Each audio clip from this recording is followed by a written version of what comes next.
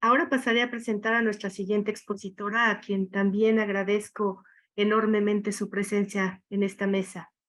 La maestra Esther Chabot Askenazi, licenciada en Sociología con estudios de maestría en Sociología y con especialización en estudios judaicos, fue docente en la ENEP Catlán UNAM durante 10 años y actualmente es profesora en diversas instituciones educativas privadas judías y no judías. Ha sido colaboradora para diversos medios de comunicación. Desde 1986 y hasta la fecha, es editorialista semanal en el periódico Excelsior, donde trata asuntos internacionales. Es comentarista sobre asuntos del Medio Oriente en medios de comunicación electrónica, y entre sus publicaciones se destacan Los orígenes del sindicalismo ferrocarrilero, en coautoría con Goldekukier, Panorama del Medio Oriente Contemporáneo. Formó parte del equipo de investigación y redacción del libro documental Imágenes de un encuentro, la presencia judía en México en la primera mitad del siglo XX. Coordinador editorial de El Rostro de la Verdad, Testimonios de Sobrevivientes del Holocausto en México. Redactora de la entrada sobre antisemitismo en México, presencia judía en Iberoamérica y artículos diversos en revistas de circulación nacional e internacional. Bienvenida, maestra Chabot. Primero que nada, buenos días, muchas gracias por la invitación. Me da gusto ver a amigos de hace muchos años, como el doctor Sidani Serawi, a quien conocí en el marco de la NEPA Catlán hace añísimos, y también a Joana. Bueno, pues efectivamente estamos ante una situación insólita, una situación inédita, porque nunca antes se había desatado una crisis de esta magnitud dentro del conflicto árabe-israelí o palestino-israelí. Y yo quisiera retomar algunas de las afirmaciones y de las preguntas y de los comentarios de Zidane.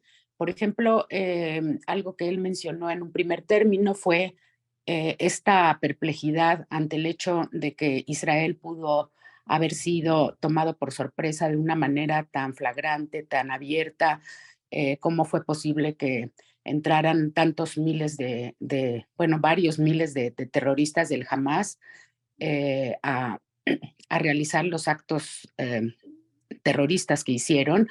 Y bueno, aparte de lo que él ya mencionó, del que era un día festivo en Israel, no solamente un Shabbat, sino otra fiesta adicional más, creo que se podría complementar la explicación diciendo que para el Israel de estos últimos 9 meses, el gobierno se había convertido en un gobierno muy disfuncional.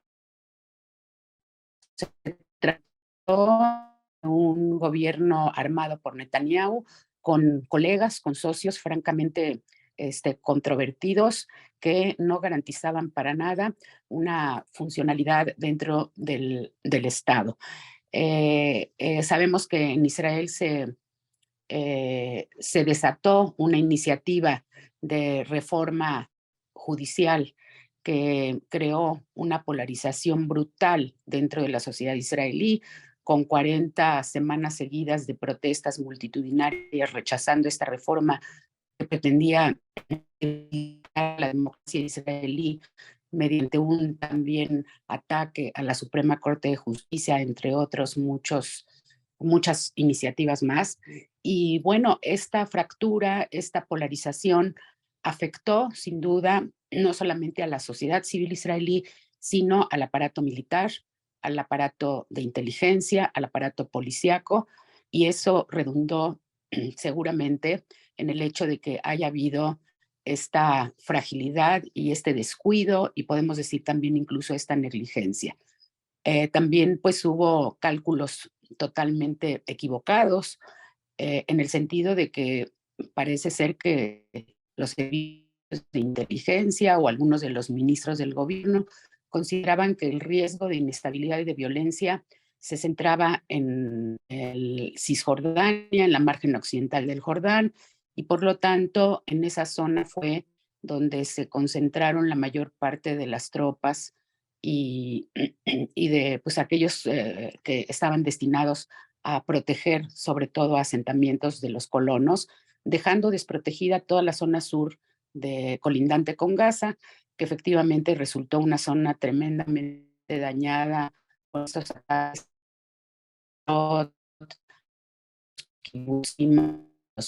Moshavim, en donde pues realmente se a mansalva, incluso quemados, mujeres, hombres, niños, ancianos, y tomados también rehenes, aproximadamente 150 es el cálculo que se tiene, que por cierto hay 2 mexicanos entre ellos.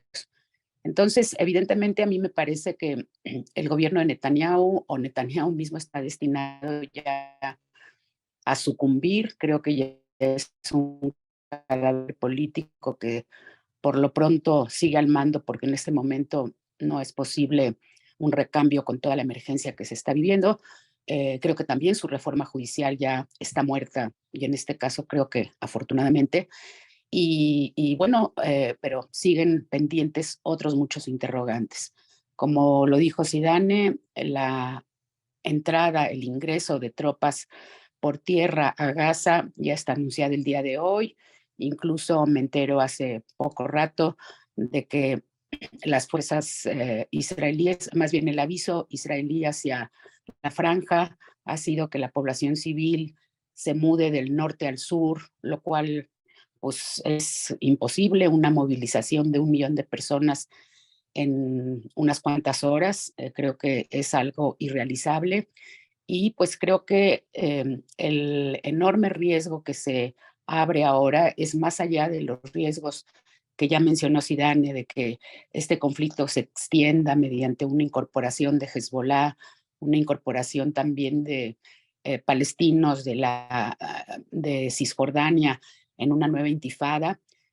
También está el hecho de que este conflicto pueda incluso extenderse más y tener repercusiones en toda la zona. Por ejemplo, Estados Unidos ha estado muy preocupado de que esto pueda ampliarse de una manera mucho más peligrosa. No es casual que haya enviado 2 portaaviones a la zona del Mediterráneo, uno de ellos aposentado entre Creta y Chipre, muy cerca del Líbano, por si Hezbollah se le ocurre iniciar ataques en contra de Israel. Y también el mensaje obviamente va dirigido a Irán, ¿sí? De no intentar también hacer algo parecido. Creo que la intención de Estados Unidos es la de impedir que este conflicto se desborde, lo cual está por verse. Creo que por lo pronto las señales no son tan malas en ese aspecto. Por ejemplo, ante las acusaciones que han estado circulando de que Irán fue el financiador y el armador de este ataque del Hamas, el máximo ayatollah Jamenei lo negó. Creo que si su objetivo fuera el sumarse de algún modo a la ofensiva, hubiera respondido de manera diferente. Creo que muchos de los actores en la región están conscientes de que el desbordamiento del conflicto es algo que no le conviene a nadie. Por ejemplo, en el caso de Hezbollah, ganas obviamente al jeque Nasrallah no le faltarían de sumarse a la embestida en contra de Israel, pero pues la situación del Líbano es una situación actualmente de una enorme, enorme debilidad, fragilidad. Líbano ha sido catalogado en los últimos meses y en los últimos años casi como un estado fallido, después de la explosión aquella fatídica de aquel agosto en Beirut, y además con toda esta imposibilidad de tener gobiernos estables, con gravísimos problemas de inflación, de devaluaciones, de quiebras bancarias. O sea que el país Líbano, desgraciadamente, la que fue la Suiza del Medio Oriente, está hoy hecha a pedazos, y es obvio que un ataque de Hezbollah, aun cuando le causaría muchísimos problemas a Israel, creo que sería ahora sí que la puntilla para un país como Líbano, que está en una situación ahora sí que casi, casi agonizante. Bueno, sabemos que Israel tiene instalaciones nucleares. Creo que estos rumores de que Netanyahu dijo que utilizaría la bomba, creo que sí son fake. Por lo pronto, yo no vislumbro que pueda haber riesgo en ese aspecto, pero igual el desbordamiento del conflicto sí es algo que hoy ocupa el pensamiento y las preocupaciones de muchos actores regionales. Ahora, también creo que otro asunto que se puede observar es que todo este activismo del presidente Biden y del envío de los portaaviones y de sus declaraciones, estar firmemente detrás de Israel, condenando al Hamas con las palabras más duras, también tiene un significado de cara a la relación con las otras dos potencias mundiales, con Rusia y con China, que tienen presencia dentro de la región, sobre todo más Rusia que China. Realmente la llegada de China a la zona se pudo observar con esta mediación que hizo hace unos meses para que restablecieran relaciones Arabia Saudita e Irán, pero parece ser que las cosas han quedado hasta ahí. En cambio, Rusia ya tiene muchísimo tiempo operando en este escenario de la guerra civil en Siria, sobre todo, y en una estrecha comunicación y colaboración también con Irán, sin que esto haya significado que Rusia haya jugado un papel de oposición abierta a Israel. O sea, Rusia estuvo jugando a lo largo de estos años varias cartas simultáneamente. Jugó la carta de una relación estrecha con Irán, un apoyo al régimen de Bashar Assad para contrarrestar la oposición que se desató a partir de la primavera árabe en ese país, pero nunca dejó de tener también contacto, relaciones con el gobierno israelí, combinando muchas de sus decisiones, a veces a favor de uno de los lados y a veces a favor del otro, porque Rusia también comparte ciertos intereses con Israel. Este, bueno, pues creo que por lo pronto eso es lo que yo puedo decir. Creo que es muy preocupante este ingreso por tierra de las tropas israelíes a Gaza. Supongo que ni siquiera el propio gabinete de guerra en Israel tiene muy claro cómo puede terminar toda esta ordalía, porque una reocupación de Gaza implicaría un recambio muy, muy serio dentro de el status quo que habíamos conocido a lo largo de muchos años, y también significaría pues un golpe a las expectativas y posibilidades de resolución de la cuestión palestina, que me parece que este sigue siendo uno de los grandes pendientes que, por desgracia, en estos momentos parece tener menos posibilidades de avanzar por la vía diplomática y política, en virtud de que la violencia se ha enseñoreado sobre la zona, pero pues creo que faltarán años quizá para poder ver, ojalá, una negociación, porque finalmente creo que solución militar para todo este largo conflicto no existe. La solución militar no funciona y solamente la mesa de negociaciones podrá dar satisfacción a las necesidades de seguridad de Israel y a las necesidades de independencia y autodeterminación del pueblo palestino. Eh, Creo que en ese sentido la presencia del Hamas o el Hamas como organización es una presencia muy perjudicial, porque evidentemente su largo dominio y su largo autoritarismo sobre la propia población de Gaza no ha hecho avanzar un centímetro las posibilidades de resolución del conflicto. Solamente como punto final quiero recordar algo. Durante los últimos 2 años pareció haber una disposición del Hamas a mantener una postura más tranquila y racional con respecto a Israel para obtener ciertas ganancias. Y, por ejemplo, cuando hubo ataques de la yihad islámica por medio de cohetes hace algunos meses y más atrás también, Hamas no se sumó. Esto fue interpretado por la dirigencia israelí como una postura de Hamas mucho menos agresiva y más dada a comenzar a manejar temas de una forma un poco más institucional, entre comillas, lo cual generó que dar permiso para el ingreso de trabajadores palestinos de la Franja de Gaza a Israel, para que eso significara un apoyo económico a la vida en la Franja de Gaza. El hecho es que hasta antes del sábado pasado, entre 17,000 y 20,000 palestinos de Gaza pasaban cotidianamente a Israel a trabajar, lo cual significó pues un apoyo relativo a la muy dañada economía de la población de Gaza. Eh, por lo visto, pues todo este, entre comillas, comportamiento más racional del Hamas en esos meses, pues probablemente estaba encubriendo la preparación de este último plan, con lo cual pues toda la dinámica ha cambiado.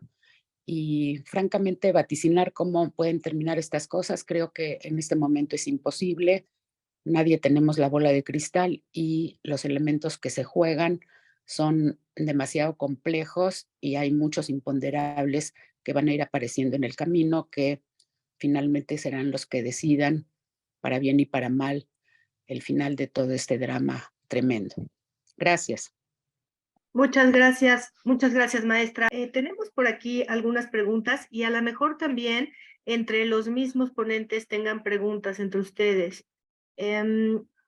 Dice, gracias por las excelentes exposiciones. Saludos a todos de la diputada de Argentina, Mónica Frade.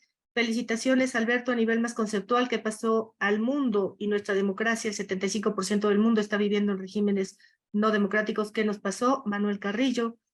Miriam Handami, felicidades, querido Alberto. Gerardo Martínez, reconozco la calidad de las exposiciones, por lo que felicito a los panelistas, pero a mí me angustia y en particular me preocupa la idea de que las acciones militares no son ninguna solución.